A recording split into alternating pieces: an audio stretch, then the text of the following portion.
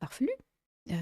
Enfin, si on regarde les idéologies, qu'est-ce qu'un homme, qu'est-ce qu'une femme, on voit bien des fois, il y a des définitions, on se dit, mais ça ne correspond quand même pas du tout à notre réalité biologique, à notre vécu, à notre expérience. Donc, ce sont euh, et parfois des définitions contraires, c'est-à-dire paradoxales.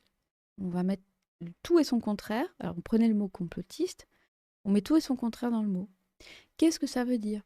Si on regarde le mot, alors qui sert de plus en plus à la psychiatrisation des opposants, hein, ça commence cette affaire de complotisme, ce terme-là, est en train de nous arriver par manipulation de lobby et d'idéologie au niveau de la psychiatrie, hein. Donc, on est sûr qu'il va y avoir des suites. Mais si on regarde ce mot, qu'est-ce qu'il veut dire? Il veut dire des gens qui dénoncent des complots. Mhm. Mais un complot peut être réel.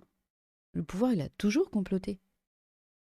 Enfin, en permanence. Soit on complote pour se maintenir au pouvoir contre ses ennemis, enfin, c'est la nature du pouvoir de comploter. Machiavel, c'est ce qu'il décrit, quoi. C'est comment se maintenir au pouvoir malgré les complots.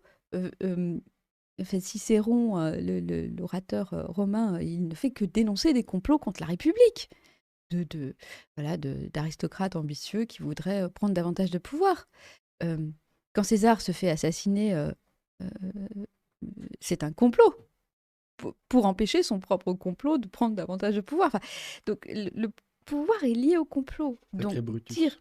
voilà, dire des complotistes dénoncent des complots, en fait, ce qu'on veut dire, c'est que ce sont des gens qui dénoncent des complots qui n'existeraient pas. Donc déjà, Oui, c'est ça qu'on veut dire. donc ça veut dire que ça veut dire c'est un paranoïaque au C'est niveau vrai. de la psychiatrie. Donc on n'a pas besoin de Oui, c'est rajouter vrai. un terme. On n'a pas besoin. Maintenant, ça veut dire paranoïaque, ouais, c'est vrai. Et voilà, donc la fameuse psychiatrisation, Hmm. sachant que le propre de la psychose paranoïaque, où là j'ai travaillé vraiment sur ce sujet durant des années, il y a mon livre, Psychopathologie de la paranoïaque, pour les professionnels, mais bon, on peut y trouver, le lecteur qui est non professionnel peut y trouver beaucoup de choses. Mhm. C'est important de comprendre comment cette pathologie fonctionne.